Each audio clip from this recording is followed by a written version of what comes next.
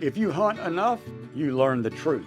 What you seek speaks a language and knows it well. That's why every Primo's call for everything you hunt is made the right way. We sweat every detail so you get more out of every hunt, and nothing leaves our hand until we know it'll work in yours. Because we don't just make the world's best calls, we speak the language. Primos. In every pair of Tecovas boots, you can expect handmade quality, first wear comfort, and timeless Western style. A great pair of Western boots will elevate a casual look or add a refined flair that'll draw both eyes and compliments. Tecovas boots are always made from premium bovine and exotic leathers, and with occasional resoling, they will last a lifetime. The best way to shop for boots is at your local Tecovas store, where you'll be greeted by the smell of fresh leather and a friendly smile. Come on in, grab a cold one, get fitted by a pro, and shop the latest styles. We also offer custom branding and leather stamping if you want to personalize your boots or fine leather goods. As spring makes its way into summer, stay cool in a short sleeve, moisture-wicking pearl snap, or make your own shade with one of their classic straw hats, new in both men's and women's styles. And if you're planning to hit the road, Tecovas' ever-growing lineup of rugged and full-grain leather bags will get you where you're headed in style and are built to last decades. Visit tecovas.com. That's TECOVAS.com, and don't go gently, y'all. If you hunt enough, you learn the truth. What you seek speaks a language and knows it well. That's why every Primo's call for everything you hunt is made the right way. We sweat every detail so you get more out of every hunt, and nothing leaves our hand until we know it'll work in yours. Because we don't just make the world's best calls, we speak the language. Primos.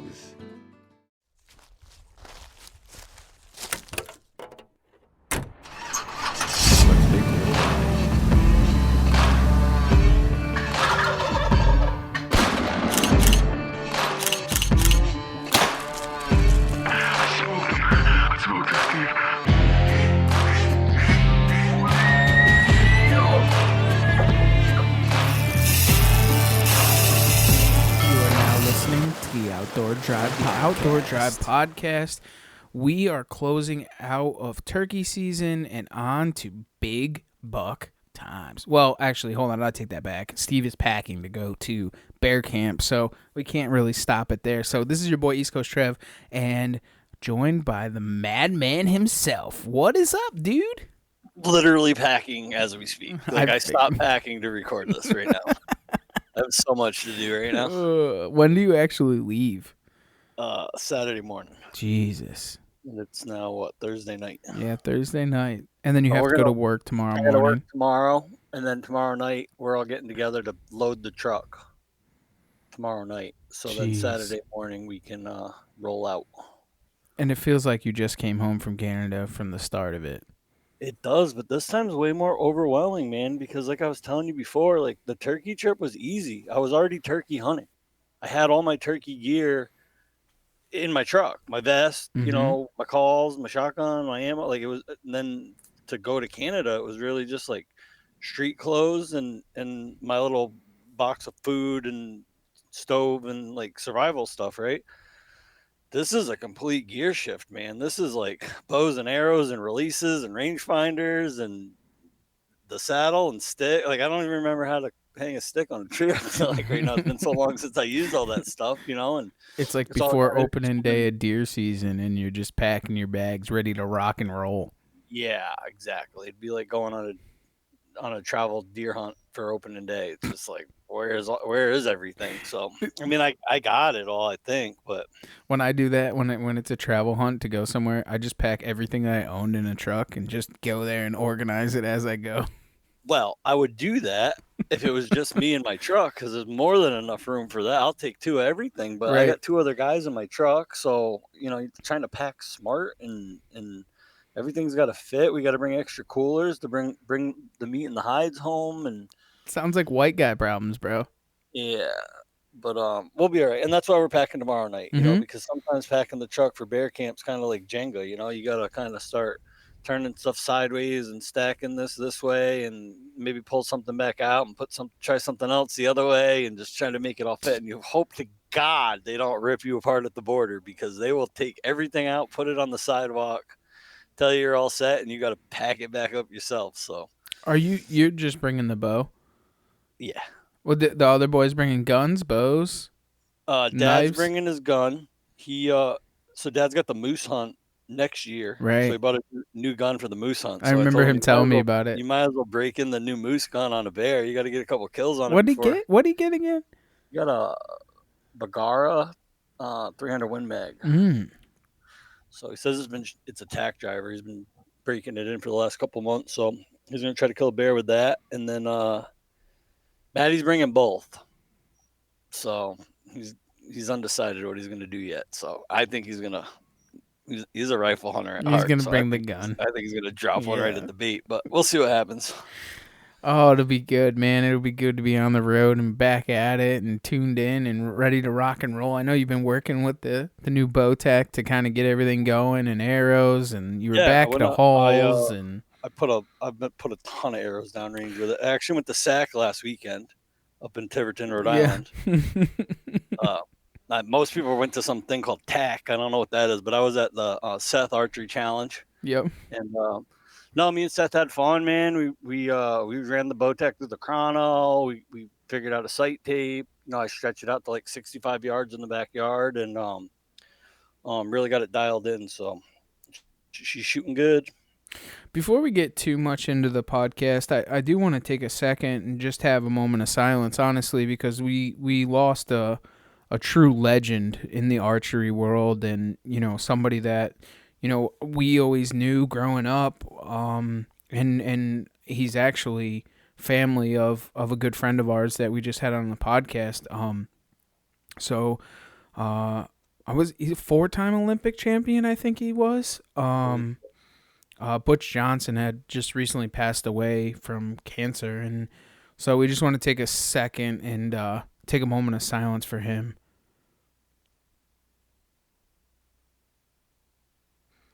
And my condolences to the family and those that I couldn't believe it. I mean, it's probably got to be a horrible thing. I don't want to bring negativity into the sadness, I guess, into the podcast, but it's something that needs to definitely be talked about, because I could only imagine what they're feeling and what they're going through. And he's, there was always a name that you would hear constantly, especially locally, and it's an amazing archer, one that's definitely set the bar here in our area, anyways. So hopefully, my deepest condolences to everybody.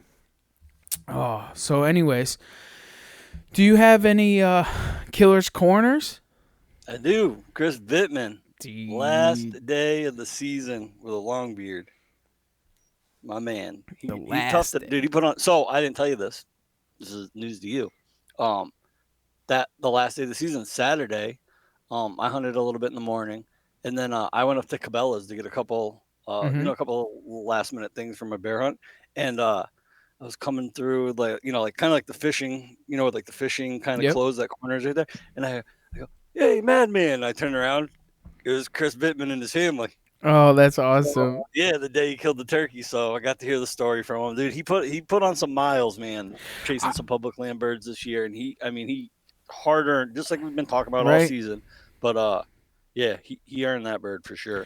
I kind of felt horrible because like we had talked about turkey hunting together from the beginning, right? And like opening day came and we started struggling, and then we went and hunted together, and like we were supposed to meet with him, and then things got crazy and discombobulated, and know how it goes. It's just it didn't get crazy. It was the problem, I think. I guess it was like man, like we'll hunt opening day, we'll smash some birds, and like let's get together and we'll get on some birds. And then I was like, dude, I don't even know where there's birds. Like we're all just like, let me know if you find one, and we were just kind of stringing it along. And before that turkey season, you blink and it's over. It goes by so fast, especially when you're trying to like get after it, and we're trying to put down a couple birds for whatever the case may be, and like, you know, we're just hitting the road and we didn't kill one in the morning. Now we're trying to find another one. Next thing you know, it's 3 in the afternoon, and you're like, different. You smash one in the morning, then you hit up Chris and like, let's get one this afternoon. Yeah. But it was just spinning tire the whole season. Well, I'm glad that he got one. Congratulations, man. It's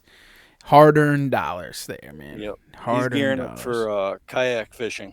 That's his big jam in the summertime. Sweet, dude. He's got a new kayak. He's getting a bunch of lures and stuff. That's the big thing now, man, is, you know, the kayak fishing. And I mean, fishing season, talk about it, man. The stripers have been all over the place, and there's just been a ton of like great reports. The spring fishing in the rivers. We were talking about it, dude. When you come home from bear camp, dude, I cannot wait, dude. I want to go do some trout fishing in the creeks. Dude, yeah. I'm looking forward to that. You know, like, just bring it back to the old roots. Like, it just constantly, you know, like this time of year, I would have been so darn busy with just like being on the boat and everything else. And I'm excited to have the summer to be able to kick it back and relax, trying to figure out that balance, that 9 to 5 workers man balance. And, you know, I've been invited a million times to go fishing, and I was like, I don't know, man. It's Saturday. I got to do this stuff around the house and do this and do that. And then you get out of work, and, it's tough. It's definitely tough, dude. I just, frustrating. Frustrating is what it is. I actually, funny story I'll add is, like, now that all this is all going down, so I've been looking at different hunts, and I'm like, all right, so where am I going this? You know, like, you're trying to think about all these hunts. You know where it keeps ringing my front doorbell? Eastern Shore. Yeah. Yeah, I was talking about that too. It's right there, right? It's just, it's affordable. Are you talking about deer or sika? I'm gonna do a combo hunt. Oh yeah. No, I've been thinking the same thing. Pronghorn's high on my list too, but you know, that's halfway across the country. But sika's like it's right there, and it's pretty affordable, and it's just cool as hell, right? Well, the thing is, so I've done the public land hunt thing, and it's a tough. Like, that's not an easy task. Like, I'm telling you right now, like, talk about a hunt. Like, dude, wading into just the craziest place you've ever been. I mean, you might as well just jump in the Amazon. I mean, that's literally what it is. So I said, screw it. I have a friend down there, Guy. I reached out to him. I'm like, yo, what are you doing? What's up, man? He just started Sika Kings, and I'm like, what's good? What you got for dates, man? Like, let's do this. So, might go do that. Late season? I don't even care, bro. He's like, I'm like, how many days? And he's like, you want 1, 2? I'm like, 1. He's like, you want to kill one? I'm like, yeah. He's like, do you care what it is? I'm like, nah, I don't care. Dude, listen, if it's got a heartbeat, I don't care. I'll come down and kill a hind. I don't care, you know?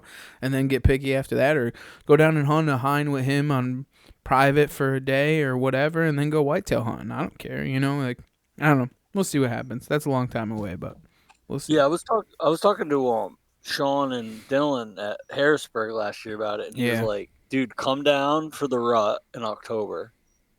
The rut's insane. Get your ass kicked. Don't kill anything, but experience it, right? Like, hear the bugling, hear the mewing, hear the sloshing around and the crazy chasing. Low percentage, you're gonna smash one, but check it out, see what it's all about. And then he's like, then come back in the late season and kill one. Yeah, it's the most killable. It is incredible, dude. It's nuts. It's definitely nuts. It's just wild. It's the rut aspect of it's just crazy. But the thing is, it's within reach. You know, it's right at our fingertips. You know what I'm saying? Like, it's just one of those hunts. And the other thing is, like, I put in my preference points. So I'm on my 4th preference point for Iowa, and next year will be my 5th preference point for Iowa. So I can actually draw Iowa next year. So I've been like thinking, like, do I do a Sika this year, big whitetail hunt next year instead of doing a big whitetail? I don't know. So we'll see what happens. But anyways, it's just those thoughts have now been riddling through my head. And the other thing is, like, who knows? Because I might have something good at home. I don't know if I'd want to leave. You know, like, we've done that a million years, right? Like, just leave in the middle of the hype. So, like, I don't know. Leave for deer? Yeah, leave during deer season to go somewhere else. when you got something good here. I've done that. You know what I'm saying? And like, know that you need to focus. Like, you're going to put in all this time and effort, make scrapes, so on and so forth, and then to leave and go to another state. You know, like, yeah, it is what it is. Let's break into these white people problems. Yeah, exactly. White people problems. Let's break into these sponsors, man. Let's get Jacob Emery on and talk real hunting instead of us just blabbing about nonsense. First off, we are brought to you by Bowtech. Refuse to follow, guys. Go and check them out. BowtechArchery.com and all those that follow in the Pure Archery group. Black Gold, Tight Spot, Ripcord, Center Mass, and of course, Bowtech. You know, Stevie's going to let that thing loose this week. I know it, dude, on a big old boar. We've been working on those and kind of messing it up. So Huntworth is the official camo of the Outdoor Drive. HuntworthGear.com. Go and check those guys out. It's just, it's like the skin that you're in. Get more for less with Huntworth. Fourth Arrow Camera Arms, fourtharrowcameraarms.com. Go and check those guys out for all of your camera self-filming needs. If you guys want to get into it, they have some more mobile, lighter, smaller stuff, or, you know, even the GoPro mount. Some of the really cool things over there if you guys want to start to get into filming. Norris your game calls, get them in close. All of your call needs. Some cool stuff coming from them, from all different kinds of calls. Getting into the deer season, probably one of the best calls that he makes over there is his grunt call. Usability from fawn all the way up to big buck, swamp buck. Latitude Outdoors, latitudeoutdoors.com. Might be a little bit of a sale still going on over there. I know Memorial Day they had something going on, 20% off the entire site. So go and check those guys off. If not, use the promo code Outdoor Drive. Save yourself some on that. And then Saddies Fatties. Go and check Mr. Aaron Satterfield out for all of your TSS needs. It's about to be coyote season. Rolling coyotes with TSS. Talk to my man Aaron Satterfield over at Saddies. So, hey, you know what I had to get out yesterday? Just What's to make that? sure I know how to use my new camera arm. Oh. I got it at Harrisburg. Yeah. Oh, yeah, think about it. When do I need I don't need my camera arm until the fall. True. Then, between turkey season and then going to Canada for the turkey and coming home and then the new bow and shooting the new bow and getting sighted in and getting ready. I'm like, oh yeah, I should probably bust out my camera arm because I'm going to be using it Monday night. Super easy, right? Yeah. But probably a good idea to not hang it for the first time ever in a bear stand. Didn't you get the final rest also? Final rest? Like for the the stand rail? Yeah, I didn't know that's what it's called. Yeah. Well, yeah, that's part of the final rest. They own final rest also. Final rest is like that just bolts on to like a rail, and then then my camera arm just drops on. But so I strapped the camera arm to a tree for the first time yesterday. So at least I got one practice run in before I'm in bear camp. So it's easy though. Well, everybody should pay attention to all of our social media platforms starting Monday. When does season start? Monday, yeah. Because who knows? If Stevie's got service, you might see a I got the little bit. inReach now. Oh, yeah, but you can't. Service. Oh, well, I guess I can. If you text me on inReach, then I can always share it to the story, bear down or whatever, and let everybody. No, know I what's should be. going I believe I'll have service at camp. on. Right. I won't have service while I'm hunting. Mm. I'll be able to. I should be all right, I think. Well, if you send me a bear down, and then I'll just share it to the story so everyone knows that there's a bear down. So. BBD. Weather got upgraded big time, dude. I was nervous last week because you know how anytime you go on a travel hunt, first thing, as soon as you can start catching weather. Did it get upgraded good or upgraded bad? Yeah, no, way better. Okay. Because when it was 10 days out, it was raining every day, like 40% to 80%, and every day, all 5 days. And I'm like, that is not good because the hotter and the more bugs, the better for bears, you know? Mm-hmm.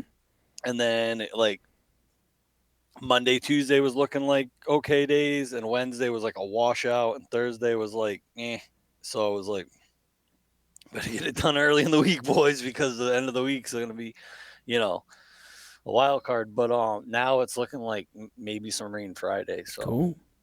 hopefully, Oh, they'll be dead by Friday, kid. and they're not getting the best weather this week, it sounds like. So, I mean, sucks for those boys, but I think it's good for me because get a little bad week of weather, and then the weather breaks for my week. They're going to be looking to die. A hot rut, too. So. Yeah. Yep. So. Well, man, let's get Jacob Emery on. Let's get episode 247 underway. Jacob Emery. This time I promise I'll hit the record. The recording is recording. Oh, great. Oh, no. No, just kidding. Just kidding. What's up, Jacob? How are you, man? I'm great. Had a day off of work today and been grilling kebabs for the first time in my life and found out quickly it was a lot more work than I thought. Had 2 kids running the house. The old lady was at the gym, and it was just pure chaos. But other than that, it's been a pretty good day, and it's getting to be the time of year that we all look forward to. Yeah, man. When we think of Jacob Emery, we think of a big time deer killer, but it seems as if the turkey hunting is taken over and really been a different type of trip. Yeah.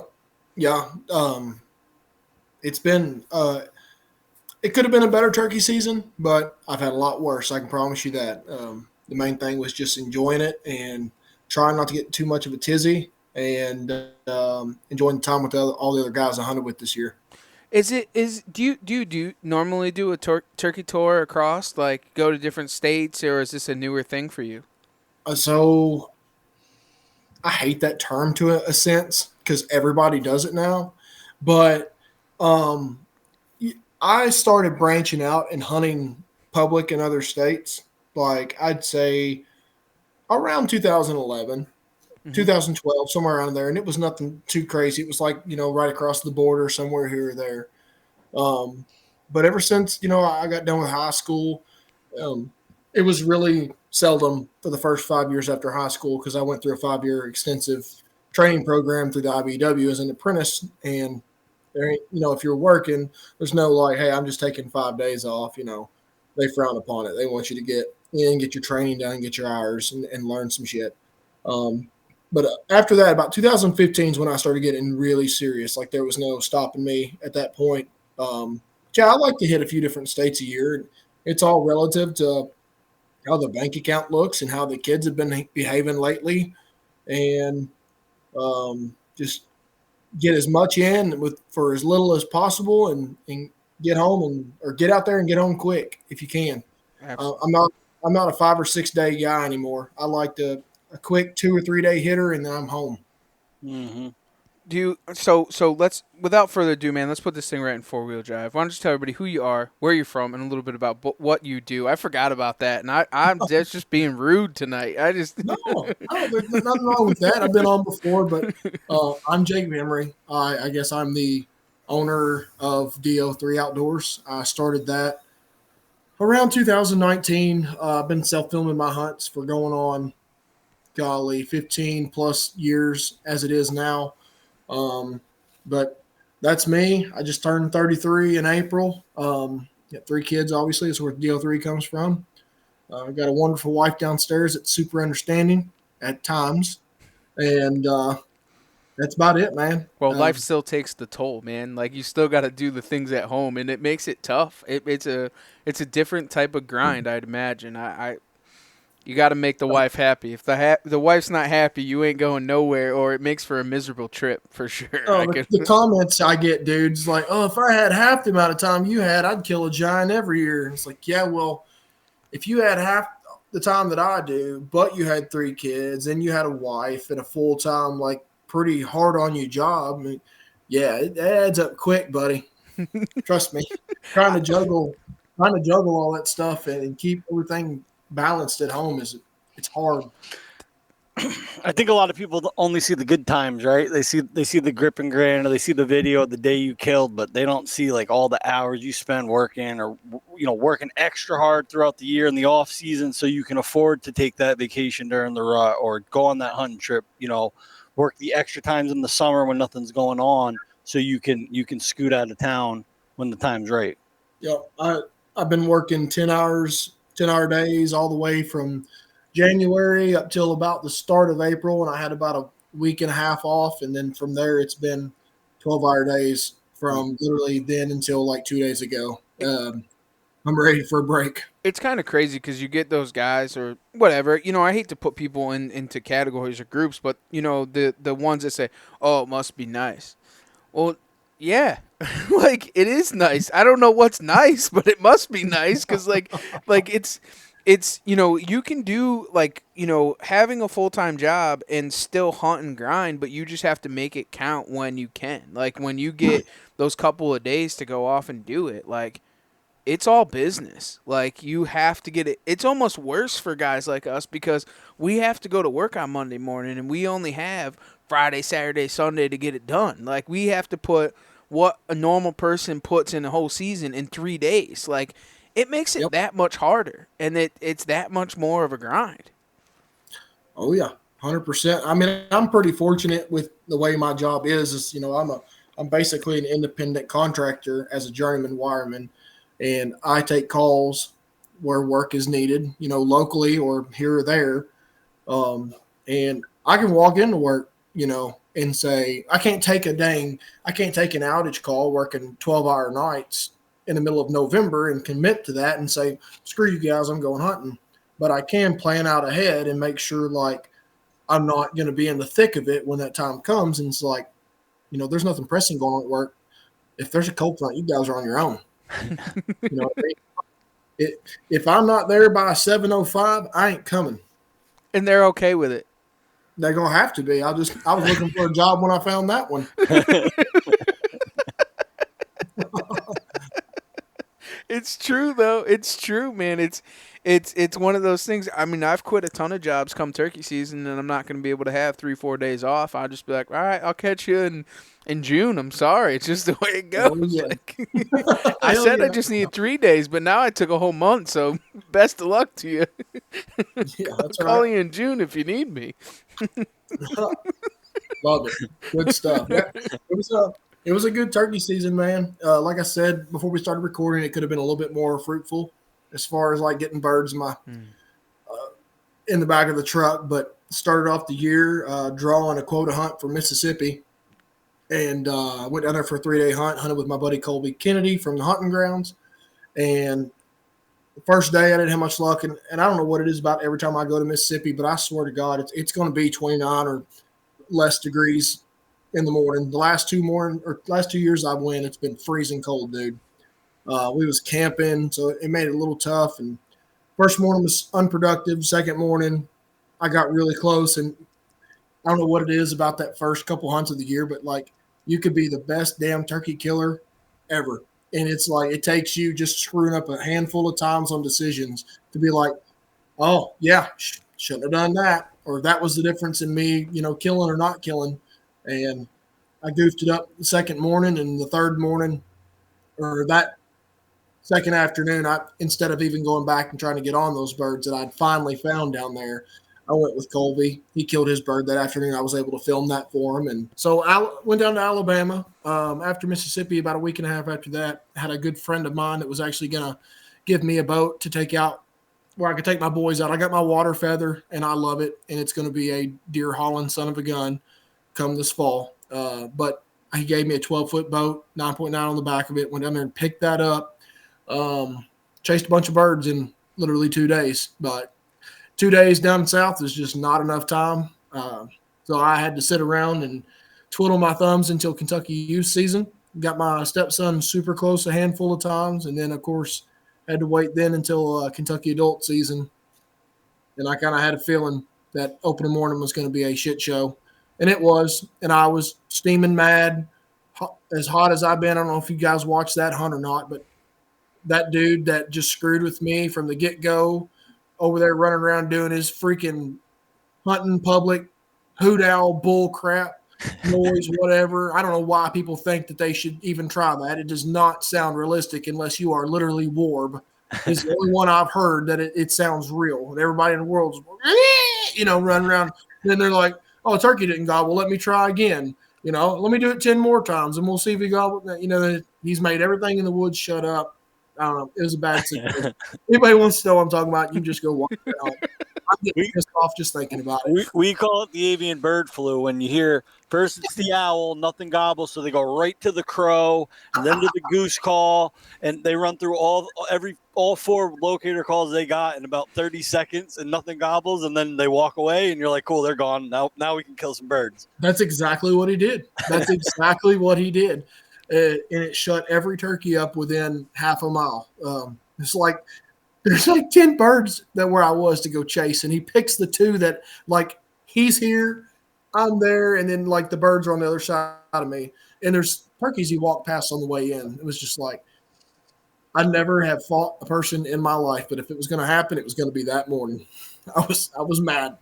But the following morning was great, and there was nobody there. Like, I guess everybody just wanted to hunt opening day, and I found a bird in one of those picture-perfect spots and called him off the limb up to 15 yards and shot him. And the following day, edited that hunt that morning, didn't have to work. And after that, I thought, I'm going to drive past that piece of private that I picked up, and sure enough, found a bird there and called him up and killed him, and went to Tennessee the next day and hunted with my good buddy Dylan Dixon. He's got so much property down there to hunt.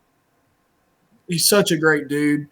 He does a lot of like dirt work, and he's able to like pick up property in exchange for work. And like he makes it known, like, hey, I want to take a couple people, like my friends and my family, and they don't mind. And he just finds these gold mines. I mean, it's almost, I go down there knowing I might as well fill my tag out on the way to Tennessee. I'm going to kill one, or I'm going to shoot at one for sure. Then that first day we scrounged around. Actually, what's funny is the very first morning I had one pitch down to 45 yards and stand there in the field. And I just sat my gun in my lap and watched him thinking he would come on in. 5 more flew out in the field with him, and it just didn't work out. But ended up shooting a tree at about 2 o'clock that day.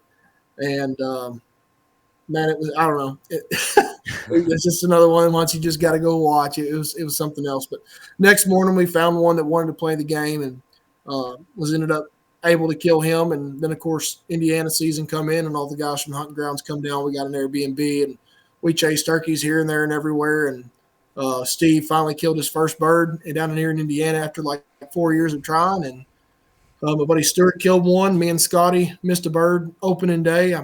Scotty shot first, and then I ended up missing the follow-up shot. But I ended up killing my Indiana bird a few days after they left. But like I told you guys before we were recording, I had a Wisconsin tag, and I took a call working 7/12s on an outage, and we just didn't get it done in time for me to make it up there. So I ate the tag, and the last thing on my mind right now. It was fun, and I had a hell of a year and a lot of great memories made, but definitely transitioning over to the deer. I got a question to you, honestly. Like, so you had said that you killed the turkey and then you edited it that night. Do you find that when you're releasing films that it's better for like that quick turnaround, that like people want to see it right then and there? I think so. To an extent, I don't think it really matters too much once you start getting to the end of turkey season, because you'll notice the numbers die off. But like, if you can post like, oh yeah, killed this morning, blah, blah, blah, fun hunt. You turn around and I go and post that link on that hunting page on Facebook. It's like, oh shit, he just killed that thing yesterday. I'm going to check this out. It does seem to do better when you get it turned around really quick. And I've said it 100,000 times. I don't overproduce my hunts. They are what they are. I try to make them run together and nice and clean and explain what's going on the entire time and make sure there's action. But I ain't doing like 4K slow-mo the entire film. Forget that. Like, this is turkey hunting. It's just about as real as it gets. They're hunting films. Yeah, exactly. They're hunting films. You think that it's tougher to hunt in some of them southern states, them Tennessee, Mississippi? I mean, them good old boys, they think that they can turkey hunt, and that them things are just so ate up, and you got to purr and cluck, and I mean, you got to be perfect on the call. And you know what? It don't matter where you're at in the country. If you find the right turkey that wants to die, I mean, it doesn't matter. But finding the right turkey down south is a pain in the butt. And here, let me tell you why them birds down there are harder to kill. It's because they open their season so damn early. There's no leaves on the trees ever. And there's hunting pressure like I've never seen before down there. So them turkeys get educated so quick. And all these guys that you're seeing that are piling up these birds just left and right in Mississippi and Alabama on this first couple of days, most of them are coming off private green fields, or they're going out there and sneaking out with a decoy and killing them, whatever it may be. But I think turkeys get educated so much quicker down south, and it does make them harder to kill. I've had multiple birds in Alabama in a certain spot that I love going to. I get in there and nobody else is there. I mean, I might as well get my tag out and write down the date because, like, I don't know what it is about that spot. Them turkeys act like Indiana birds. You know what I mean? Like they're coming. Like I said, it just depends on the day. It depends on the bird, and sometimes you get lucky. But I'm sure you can go up to the Northeast where you guys are from, and you find just as many quirky birds some days. Turkeys are turkeys, man. I mean, I think the birds down south get educated way quicker than like they do up north. You know what I mean? Just they get harassed a lot more, in my opinion. I think it's getting to that point, like we were talking about the whole quote-unquote turkey tour. Like, I think that across the board, like up here, I mean, we're seeing more out-of-state guys than ever, which is great. Come on up, man. Just come hunt. Like, we don't care. Like, it don't matter to me. But like, I think that whole chasing 49 and that is making it a lot tougher, especially in a place where we are, Yep. Yeah, and I mean that's my game plan next year. Is I'm not planning very many trips to the south. I'm planning on the first full week of May. I'm gonna fly up to my grandmother's in Frederick, Maryland, and from there I'm gonna grab a car and head up that way and just bounce around for about a week. And that's gonna be my trip for the year for turkeys. Which is good. I mean, when you start to get up there, I mean, there's some great hunting. I mean, Maryland North there's phenomenal places of hunting. I mean, you get into, Pennsylvania, New Jersey, New York. I mean, there's some great hunting up here. It's just getting after it. I mean, and you're not afraid to get on that public land and hike for a mile to try and find them. So that's a good thing. I mean, the ones near the road, I mean, they get harassed all the time, get educated. Fishing like a local isn't just about catching fish. It's about connecting with the environment and the people who call it home. It's about hearing the stories and traditions that have been passed down for generations and sharing unforgettable moments with the people you meet along the way. Fishing like a local is having an experience that stays with you forever. And with Fishing Booker, you can experience it too, no matter where you are. Discover your next adventure on Fishing Booker. In every pair of Tecovas boots, you can expect handmade quality, first wear comfort, and timeless Western style. Tecovas boots are always made from premium bovine and exotic leathers, and with occasional resoling, they will last a lifetime. The best way to shop for boots is at your local Tecovas store, where you'll be greeted by the smell of fresh leather and a friendly smile. Come on in, grab a cold one, get fitted by a pro, and shop the latest styles. Visit tecovas.com, that's TECOVAS.com, and don't go gently, y'all.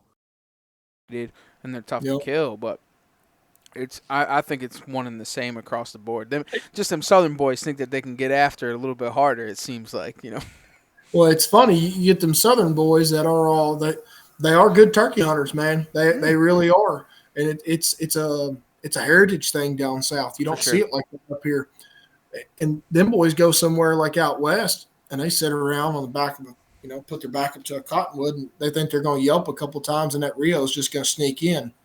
Now you gotta yell at that bird, and you gotta chase him. You know what I mean? So I've seen a lot of times where they'll go out west and they struggle, or up where you got to be more aggressive. They're more like a put your butt up against the back of a tree, hit the call. If he gobbles, stir your call and don't make another peep. You can't do that everywhere. I can't do that anywhere. I'm gonna call to him. If he's gonna gobble, by the time he gets to me, he's gonna be out of so much air. He's not gonna be able to breathe. If I miss, I don't want him to be able to run off. It's such the truth. So true. Such is the truth, man. Well, Jacob, break into what you're doing now to kind of get ready to chase whitetails. Like, what are you doing pre-season to start to get yourself acclimated and ready to kill big whitetails come opening season? Right now it's more of like a logistical thing. Is start like making sure I've got money saved up for the tags that I want to acquire. It's applying for tags. Applied for Iowa this year, and we'll see if we get it. I'm not even going to say if it was archery or muzzleloader or first shotgun, what or second shotgun. Just I applied for Iowa. So were you accruing preference points and then finally just sent it in to apply or? Somewhat, yeah. Yeah, cool. I'm not. I'll put it like this. I ain't buying 6 points. By that point, you've got $1,000 in a whitetail, and if you're not hunting a nice big private piece out there, I mean, you don't just draw an Iowa tag and go out there and kill a 180. Like that's not the way it works, and that's the way everybody thinks it works. It just shit don't work like that. And if I'm spending $1,000 before it's over on a tag, I'm chasing a damn elk. Right. You know what I mean? So Mhm. I can chase just as big a deer around here locally, and I know them a lot better. So I'll build up a couple points. I'll go out there and I'm going to shoot the first 140-inch deer that I get a chance at, and I'll be tickled to death. But yeah, I applied there. Of course, I'll go hunt Tennessee, hunt Kentucky, I'll hunt Indiana, per usual. And I don't know if there'll be anything else in the works after that.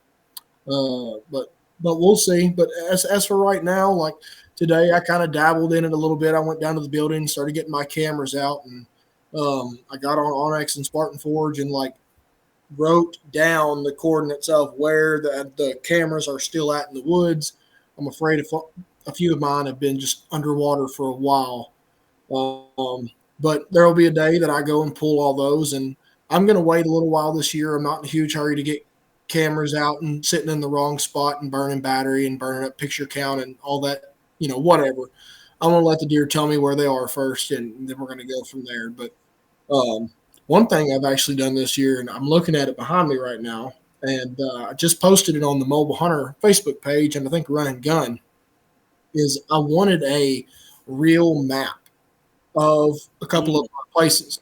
Like I want to sit down and look at a 24 by 36-inch piece of the public that I'm targeting for one of these big deer I'm trying to kill. And instead of like on your phone screen or a laptop, it's like you can't get the full effect. But I can sit here and hold this map on the corkboard and I listened to a podcast the other day talking about how these deer are like historically on dates, traveling the same areas even during the rut. And I took all the pins and poked them at like the deer I'm trying to find is like these are all daylight pictures, and I can take a dry erase marker and I can write beside it what dates did he hit that scrape, that rub line, that trail, that creek crossing, and like try to decide like, hey, what dates do I make sure that I'm not at work next year? You know what I mean? Mm-hmm. But that's been something really cool that I'm pretty excited I got going, and I'm definitely going to get a couple more. I've got a private land deer. I mean, I need to go all in on them. I need to, honest to God, pull my cameras from the public. I've got 100 acres of private, and it's not the best to access. It's kind of more narrow and longer than it is like perfectly square, so it does make it tough to access. But I've got a deer he's going to be pushing the 90s this year. Like he's a giant, and I didn't find him till last year after I killed my Kentucky buck. Is it the one you posted? Was it today? The one that? Oh no, he's way bigger than that. That was so that's funny. That's actually it's like a lease place that you can like buy a permit to hunt. It's public, but you have to buy a permit to hunt there. Yeah, and I put a camera out there. And the thing started sending me like 1 out of every 10 pictures a couple years ago. And then it sent the same picture like 1,000 times and it burnt the camera. I let it sit there for years. And I actually had a buddy go in there and pull it for me. I forgot I even had the card. And like I said, I wish I'd just thrown that damn card in the trash and not even looked at it. Cause I was like, damn. Cause the more I looked at all the pictures, I'm like, that deer was very killable. Like he's just one of them like real big deer that just did stupid crap. And I think I could have went in there and killed him had I known he was, doing it. But, live and learn.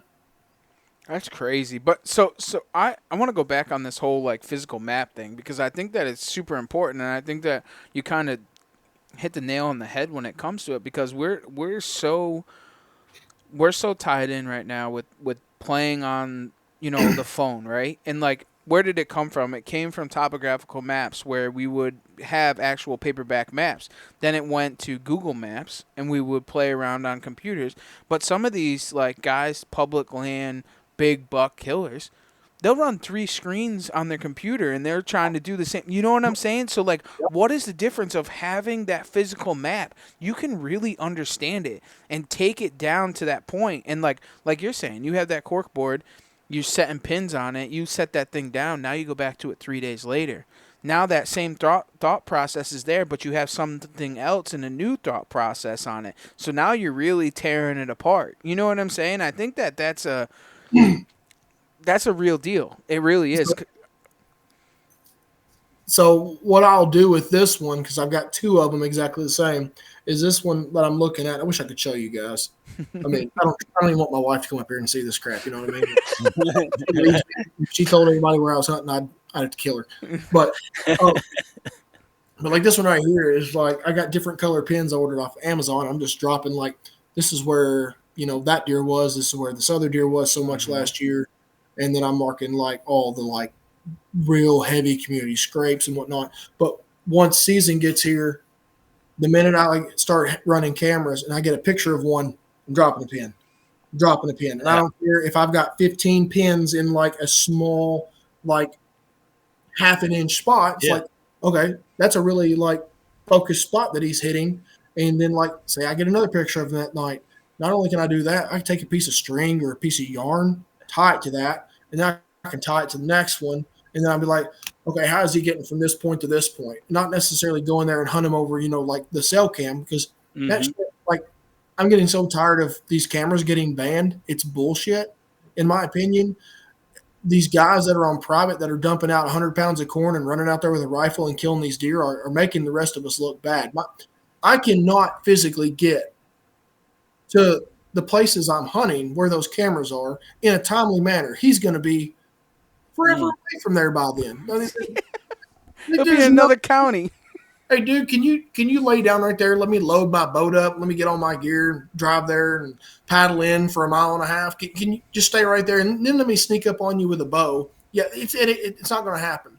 The reason I like cell cameras so much is they give me more time with my kids, more time with my wife, and I don't have to burn up fuel mile, or I don't have to burn up miles on my truck, on my fuel, and I don't have to go out there stinking up the woods the entire time. It's making the woods, I feel like, better for the deer because they're not being harassed as much and they get to act like deer. So that's just a whole nother tangent. I'm just real tired of everything gets banned on public now. Then you got guys running around for 4 months in a row, 25 years old, packing a crossbow.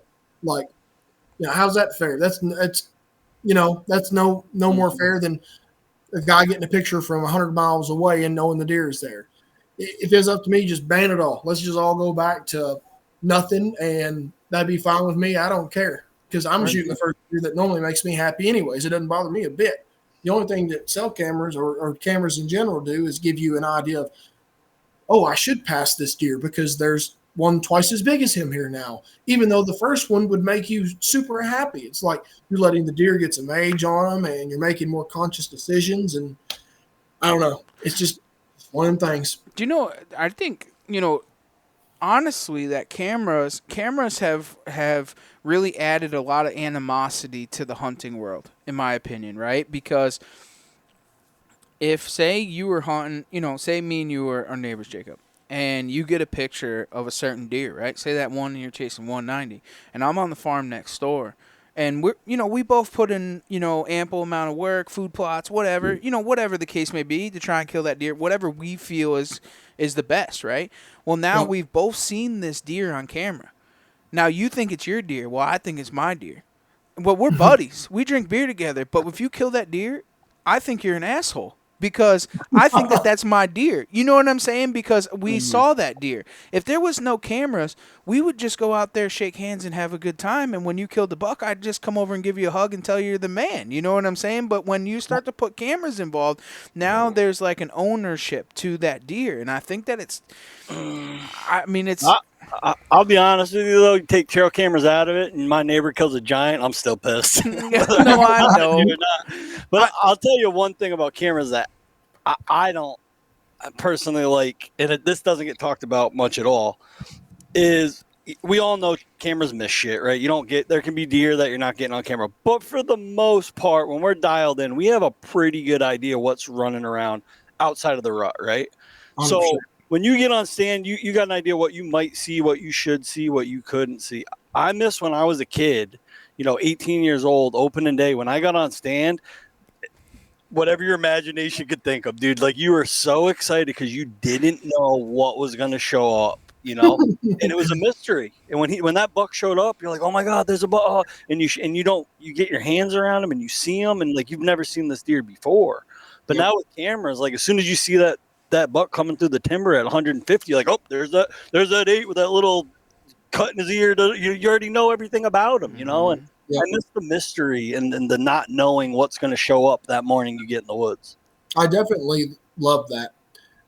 I like both sides of it. When I go out of state, it's like I said, I like both sides of knowing what deer are there, like to an extent. And I also do like going out of state because you're still getting that mystery and you have no idea what's there. I'm not going to be running cameras, 4 or 5 hours from here. I don't have time to go and get them damn things. I'm just going down there and finding the first buck that makes me happy, That's true, because when you're in an out-of-state hunt, like, no matter where you go, like, when I started hunting the Midwest for the first time, like, dude, you're, like, super still. You don't move, because you're like, dude, the next deer that comes by is potentially 180 inches. You know what I'm saying? Yep. And you're just like, and then you see horns, and you're like, oh, my God, here it is, and it brings back that childhood. And not even to add to that, but, like, and we say this all the time, I know it's kind of redundant, but, like, how many people really have the woodsmanship like that we have since when we were kids? I mean, what did we do?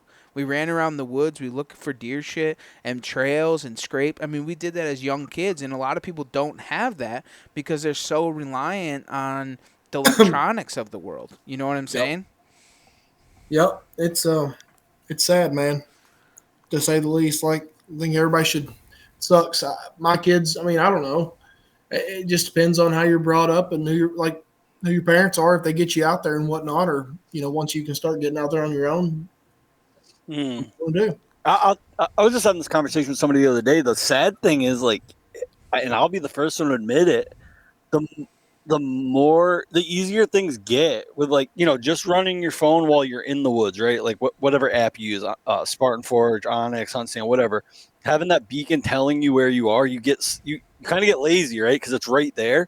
And it's like, dude, my sense of direction used to be so much better when I was a kid. And now that I don't rely on it, but I use it so much, I'm like, how good am I anymore? Because I haven't really had to do it on my own in so long. I'm like, I don't know. It's like the more and more things that we get to help us, the less and less we exercise that skill. Yep, breaking down conditions. Correct. It's like somebody hopping on, welfare. The minute they turn 21, they're not going to want to work. They're going to, just have something. You get what I'm trying to say. Oh, yeah, for sure. I'm not trying to say, they're bad people or anything like that. But you know what I'm saying. What's funny is I was going to say this a minute ago. I watched, actually subscribed to Levi Morgan's YouTube channel today. And I normally don't like that overproduced stuff, but like I was watching one of his hunts, and of course he was hunting on an outfitter, and the deer had been watched all summer and basically just needed to be told about where it was, and he was going to go out there and kill it. He's a great hunter, but he was talking like while the deer was coming in, like, they got the camera on them and they're sitting in the living room and they're walking us through what's going on. He was like, that moment when you're a kid and you're sitting there in your stand and you're just like dreaming up the biggest deer, like whatever he may be to you, you're just thinking about him. And he finally happens. It's like, he's like, I'm having this moment right now. It's not even his biggest deer ever. It's just like, it was I think his title was like my favorite whitetail hunt of all time. It's like, yep, it's just a cool thought, is always just sitting there, like playing out scenarios in your head of what's going to happen. And I'll be damned if when it happens, it never happens the way you think. Something always goes wrong. It's like like you, for example, you already shot your deer and you go in and then you find an absolute giant. Like, or think about it when all you got is a doe tag left in your pocket and you go in the woods and a 140 walks by you, like, like that kind of stuff. Like that's, I couldn't Sometimes imagine. you just got to pull a Chris Brackett, I'm teasing. I'm not teasing. I will never forgive that dude, the way he talked to that cameraman. Anyways, so funny story. I got the picture of that deer the day before I killed my Kentucky buck. But I had missed a deer on that private walking around with Steven trying to rattle up a buck. I hit a branch. It was nothing I could do about it. But I pulled the card, seen the deer, and I was like, oh my God. Like, I can't believe that deer is even remotely close. But the last time I'd had him was opening day of gun season in Kentucky, and I'm like, he's probably dead somewhere. So fast forward a few weeks later, I wanted to stockpile some meat in the freezer, and I was taking my stepson Kyson hunting with me during the late muzzleloader, or towards the end of the late muzzleloader season and bow season. So I put this corn pile out on the private to start attracting a couple does in that area. I won't hunt a big deer over corn. There's no point. Nine times out of 10, he ain't gonna come into it in daylight. I'm just trying to kill as many does as I can. This place is overrun with them. We're sitting there. The only shooting stick with one-handed trigger pull adjustments has a new way to keep you at the top of your game. The Trigger Stick Apex. Built for sturdy support that adapts to unforgiving terrain with easy adjustments to make your big shots. With our DuraSteady 3-piece carbon leg design and interchangeable rock-solid clamp, nothing tops the Apex. The Trigger Stick Apex, only from Primrose. Knives, machetes, saws, and shears, multi-tools, shovels, swords, axes, spears, hatchets, and tomahawks.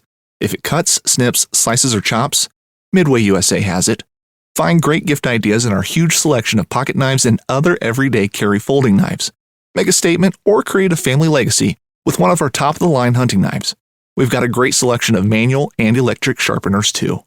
For just about everything for the outdoors, check out MidwayUSA.com. At Midway USA, we know the AR-15 is one of the most popular rifles in modern American history. Known for its modularity and widespread use, it's often considered essential to any gun collection. The essential things you need to run an AR-15 are usually always in stock during shortages, things like magazines and 5.56 ammo. Whether you're looking to buy a new AR-15 or buy parts for your modern sporting rifle, log on and for just about everything for the outdoors, shop MidwayUSA.com. Whether you're just looking to stay warm during a hunt or need maximum concealment, the clothing you wear can make or break a hunt. At MidwayUSA.com, we understand hunting clothing has come a long way with more meticulously crafted camo patterns, advanced scent control technologies, and weatherproof options to withstand the elements. Hunters have to wait until their favorite season, but shouldn't wait on gear, which is why Midway USA offers super fast shipping. When you're ready for your next system, log on to MidwayUSA.com. And there it is. He just walks right up to it. And I'm just sitting there with that gun in my lap. And I'm like, I am such a good person. But, like, my stepson is sitting, like, behind this little turkey steak blind. And, like, he can't see what's going on. So I'm, like, not saying anything. There was one point I was like, hey, boy, I know you've never shot a gun before, but you're fixing to. But yeah, the deer ended up getting our wind and just running off and whatnot. But I kept getting him like days later on the camera and whatnot. I ended up killing a doe that afternoon, and I don't know. It was cool to see him in person, but yeah, that was some self-control I didn't know I had. Oh, Character. Yeah, it's. I mean, I couldn't make myself do it. I'd feel so bad. And what good would it be to kill a deer like that, knowing you didn't do it the right way? Like, I feel like that's a young man's thing. Like, oh, I did it. I can beat my chest and post pictures and whatnot. And let's go back to trail cameras. Here's why I love them. They make you accountable, because you can't sit there and shoot a damn deer, especially on private or especially on public somewhere. And, well, I killed this Iowa deer, and, actually the damn deer was in Kansas. Well, this guy had that deer on camera in Kansas. That happened this year. yeah. So it's like, along with cameras and self-filming, is like, you hold yourself accountable to show the truth and tell the truth. I think his name was CJ. He did something similar to that. You know. No, yeah, I think he's an idiot apparently. But it's so true. But the thing is, too, honestly, Jacob, is that it just keeps honest people honest, man. Like, you know, the guys that are gonna do it are gonna continue to do it. Like guys like us, we weren't gonna do it to begin with. So it's just that other voice in our head, like, this is the reason why you're not to do this. You know what I'm saying? Like, I don't think that I could honestly walk into my game room and look at the wall and say, and knowing that I did something illegal to kill that deer, and then think of myself as like as an accomplishment, dude. That's like going on the varsity football team and breaking the quarterback's leg because you were second string. You broke his leg so that you could play and win a trophy. You know what I'm saying? Like, there's really no achievement to that, man. Like, you didn't earn it. You didn't. I don't know, man. I don't think I could sleep with myself knowing that I did something illegal to be able to kill a big deer. I'd rather trick him in his own game. Like, why? You know, I don't know. Maybe that's just me, but I think there's a lot of people in the hunting industry, maybe not, you know, like TV hunters, but like some of these public land guys. Like, I really don't think everybody's honest. And I think a lot of people that make these hunts look super hard, not hard at all. And I'm not going to get into names or nothing like that, but it just doesn't add up sometimes.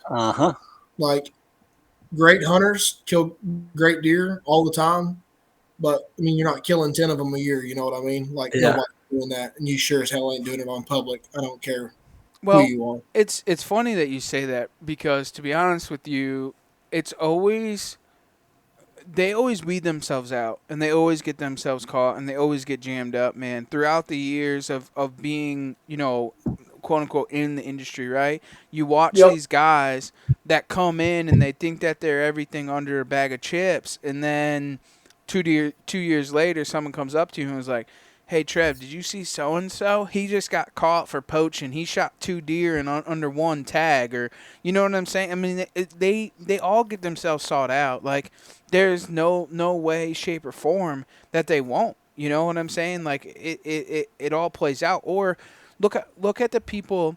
There was a group of guys. I won't say no names, but they were shooting deer on private land and then dragging them onto public and saying that they killed them on public, but they actually were killing them on private. But what is your achievement there, bro? Just say that you shot them on private. Like, nobody cares. Like, congratulations, pat on the back. Like, nice deer. Like, who cares? You know, like, I just don't. I don't get it, bro. I really don't. I don't even want to hunt public land. Like, I like it because I find some good deer there. I'd much rather drive to a lease that I can't afford, you know what I mean, and know that nobody's going to screw me up and hunt these less pressured deer, you know, and know what's been going on out there. Like, you can have this deer, that turkey, whatever, pattern to a T on a piece of public, and you don't know what the hell happens the minute you leave the woods. I got a picture of one day. I had a picture of myself walking in. I had a picture of the buck I was wanting to kill come by, and he never made it actually by me. I was off about 100 yards, and I left the woods to go grab lunch and come back in. Well, the camera died. It was a 5-point cell camera. At some point that day, it stopped sending me pictures. Which, what a surprise! It didn't die. Yeah. But when I pulled the damn card on the thing months later, there was like a group of Amish people, like randomly. We're not even in the Amish country where I'm at. Or Mennonites, whatever they were, like 10 of them just walking through the woods. And you'd have never known if the camera had been there. And it's like, how do you – I don't know. I wish I didn't have to deal with it. Well, think about it like this. This is one thing that we deal with on public all the time. And I'm with you too, man. I would love a 100-acre farm that I can just go and hunt and not have to worry about it and hunt other people or drive around public and see who's in there or whatever. You know what I'm saying? Like, all those things that we worry about, like hunting the wins of other people to be successful. Like, one of the things that you have to worry about, not even, and especially here, is the bikers, hikers, the guys that are, you know what I'm saying? It's not even, the recreational hunting. Like, dude, you know, when you're, and it's great sometimes for access, you know, like e-bike or whatever the case may be. It's great because there's a bunch of trails and walking, and the deer kind of are used to that. But like, dude, if a deer comes from in the middle of the rut and you're in a rut funnel and there happened to be a trail within a couple 100 yards, last year, I'm sitting at home. It's like, I don't remember exactly. It was in the middle of November, and I was hunting another piece of property, and I look, and there was a jogger. Dude, mind you, like, I'm in the middle of nowhere. Like, literally in the middle of nowhere. And the jogger with, like, neon blue shorts, short shorts, and running shoes runs right through a community scrape. I'm talking right through it. Like, my camera's up, and it goes like this, and community scrape runs right through it. And I'm like, are you kidding me right now? Like, it's uncontrollable. Dude, I don't want that. I'd rather be on some nice groomed piece of property that I don't have to worry about. I would love that. You know? I'm very fortunate to have the 100 acres that I do have, but like I mentioned before, I was surprised when the deer was on it. I was surprised that he stayed around. The place has got so many does that the mature deer do not have to go far to find the next hot doe. And I mean, it used to be great. They logged it. Normally it gets better after that. It kind of has. It kind of hasn't. It's hard to explain. What I need to do is get in there and do some serious work to it, make my access a little bit more secretive, to block myself from the deer, and put a food plot in the middle of it, essentially, because there's not very many acorn trees on it, and there's really not a lot of crop fields close. So Did they log the entire 100 acres? So they select cut pretty much throughout the whole thing, except a couple smaller groves that, you know, just aren't enough mature timber on it to sell. I've experienced that more times than I would like to admit. Probably like 3 or 4 different properties in my lifetime, and the part that sucks about it the most is like it basically puts all your transition lines on your property lines. So you lose all the interior transition lines, and it puts them all on your exterior because it's all one continuous select cut. You are 100% correct. Yeah, it's tough, and it usually took me. I hate to admit it, but it was probably a solid three years to like start figuring it back out. Like, okay, now I see what's going on, and then by like the 4th year, 5th year, you can get it dialed back in. But like it changes so much that 1st, 2nd, 3rd year. By the time you think you figured it out this year, and by next year, it changes a little bit more, and you're like chasing your tail, you know? Yeah, that's exactly right. What does that cause, though? Like, so you can't hunt the downwind sides of that transition? I just get nervous hunting so damn close to the property line because everybody's such a jerk. They don't have to give you permission to go grab your deer.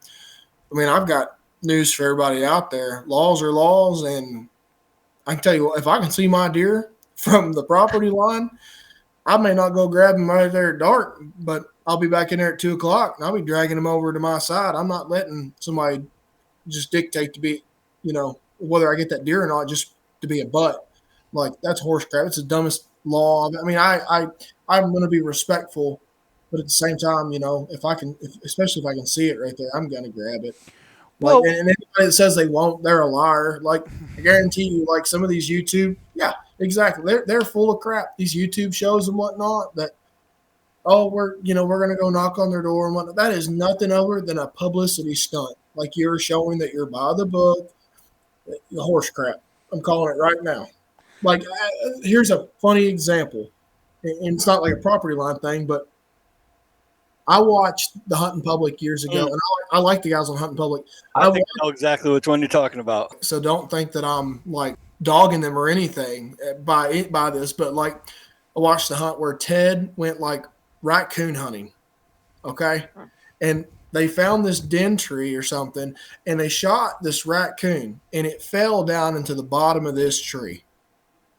Ain't nobody eating that raccoon. They didn't eat the raccoon, I guarantee it. They went all the way back and hauled a damn ladder in there just to pull that thing out of there. It's like, I would have left it because it's a raccoon, you know, and it's you're predator hunting. Like, like, what are you doing? Like, I would just cut that out of the whole video, but they showed that they were willing to go above and beyond to do that to, you know, make it look 100% like And then they are, because I know those guys. They're gonna go above and beyond every time. Right. But it was like anybody else in the world would have been like, screw that raccoon. Right. Like, I'm not going to get a damn ladder to get in this tree to get this stupid smelly thing. And the pelt's worth $5. It ain't like it ain't worth nothing. You know what I'm saying? Like I don't even know if it's $5. I don't know. The only reason I could $5 and a toothpick. Yeah, exactly. And we get coon pecker out of it probably if it was a male. This was a stick. I used to be a big coon hunter growing up. My granddad was real big into coon hunting, and that was my first type of hunting, was getting out there and chasing them coons all night long, and it was so much fun. And yeah, we'd skin a couple every now and then and make barbecue out of them, but most of the time we'd skin the pelt and give it to somebody and go on with our life. They work good. I mean, they're good eating. It's a good eating animal. It's not horrible. No, it'd be on my list if things went south. I can tell you that. Yeah, I mean it's. I think that a lot of it was the rabies vaccination, where that was one of the biggest problems, right? Because like you don't want to eat it because of rabies, but we ate them as kids. I mean, yeah, look, Chip turned out fine. Yeah, Look at fine, him. whatever. Well, I don't know about that. Yeah. No, but it is one of those things that people, if you do see it over the line, I mean, like, what are you gonna do, man? You know what I'm saying? Like, you're gonna do your due diligence. You're gonna watch a 150 just lay there, and then what's the other catch to this is, technically, isn't that wanton waste? Some states is wanton waste. Dude, yes, it is. A matter of fact, the guy I seen, I don't know, it's like 32 hours, he completed a slam or something in 32 hours. Mm-hmm. All 4 turkeys are laying there, drugged from Florida, Georgia, somewhere in the West, and then I don't know where they killed their Merriams. Ain't none of them breasted out. Like, Yeah, dude, you showed everybody that you got all kinds of money and a private jet and a bunch of outfitters waiting on you with a turkey tied up. And you didn't skin a freaking one of them out because of your picture. And then the picture wasn't even good. It looked like, okay, here they are. Let's take this on a cell phone real quick. Like, holy crap. Like, come on, man. It's like cool. Like, congratulations. You have the world record for the quickest slam ever, but at what cost? yeah. I saw something similar. Now, I won't go into it too deep because I don't want to sound like I'm salty or something. But it was a pile of turkeys shot in like 4 days. Couple hunters. And they stacked them up, man. Like, they did something special. They did. They really did. They really did. Like, I'm not going to take that away from them. They put in some serious work, right? There was 3 of them. I think they put down 9 birds or something like that. 3 guys, 11 birds in 4 days. What state? There's 11 right dead here, birds buddy. in one picture. And the first thing I thought was, some of those birds are 4 days old. So I hope you put them in a refrigerator or something, because you save whole birds for 4 days just so you could get a picture of 11 dead birds at the end of the weekend. Like, you can breast them turkeys out and then just hang them up in the shade, like by their feet, and then like with their arms or their wings spread out, and that's fine. You could lay them on their breast, like you lay them down, you can't even tell the breast are cut out of them. So maybe that's what they did. Maybe that's what they did. I'll have to go look, but there's no way of knowing unless they take a bad picture and lay them on their side. You know? Maybe that's what they did. Hopefully. Maybe.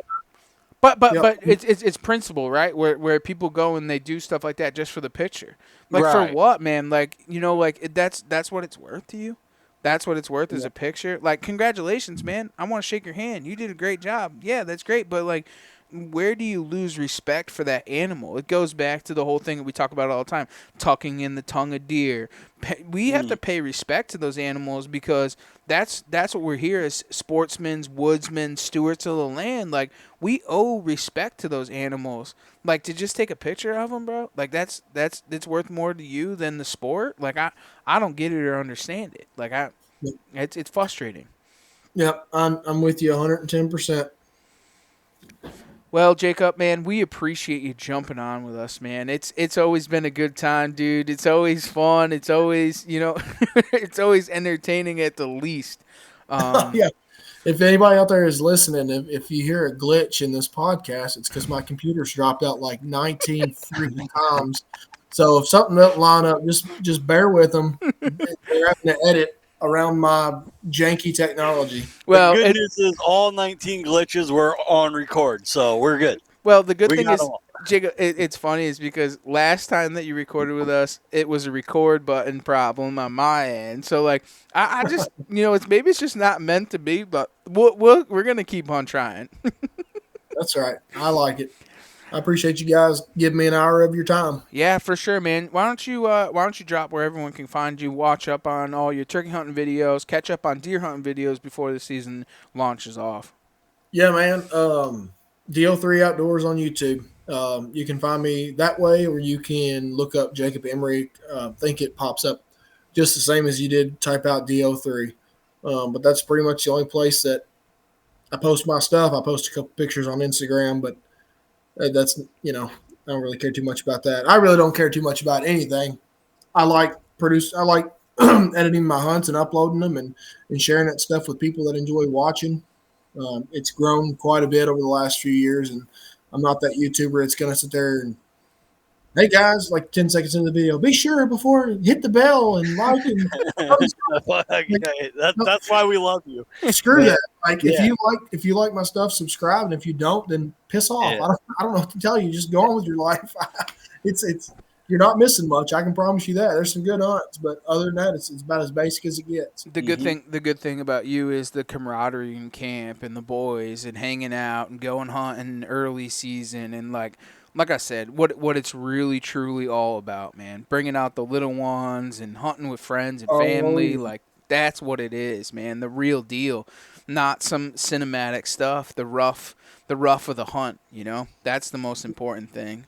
I need to leave everybody with a little audio. I don't know if they'll be able to hear this or not, but there's a short on there you need to go watch, and it's Steven walking out with his very first Indiana bird. And like I put him on the bird, so I knew exactly how he would walk out of the woods, and I found a ditch and I waited on him. We actually had like 3 different camera angles. Scotty was up in the woods with the main camera, and I had my GoPro behind me, and I texted Brian, who was with Steven, be like, whenever you get about 100 yards from the truck, you better start recording.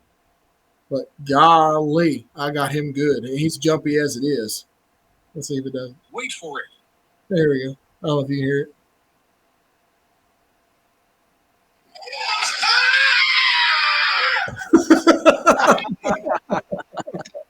I love it, dude. That's what it's all The about. raw emotion. Jacob, before we cut you loose, man, I do want to ask you, man, we want to know what drives you outdoors. Oh, time away from the grumpy wife. Stop it. I'm joking. She must be sitting right next to you. That's why. Sometimes she hears me talking up here doing these, and I think she eavesdrops a little bit. So I always just throw a little shade out there to see if she's like, I heard what you said. No, what drives me is just this is my only passion. I'm not a big drinker, and I don't do drugs, and this has been my thing since I was 7 or 8 years old, and it's something that I don't think I'll ever get burnt out on. Mm-hmm. So that, along with sharing time with the kids and my best friends, that's what drives me. Absolutely, man. Jake, we really appreciate you jumping on, man. Keep in touch. We look forward to seeing you kill a big deer. We'll have you back on to tell the story right on the tailgate. Don't hold your breath. No, it probably won't work, right? Yeah, that's right. We'll be on here talking about a 120 in about 6 months. It's okay. Hey, 120 Just do me is a still favor. good. If you kill one in a cornfield in Iowa, make sure you put them in the kayak and drag them across the thing, just to make sure everyone thinks that you killed it in the kayak. So for YouTube, you got to do it for YouTube. Do it That's for the right. gram. Yeah. We dragged this 300-pound son of a buck over here to some water. Well, we'll leave it on that. And for everybody else, thanks for taking the ride right here on the Outdoor Drive.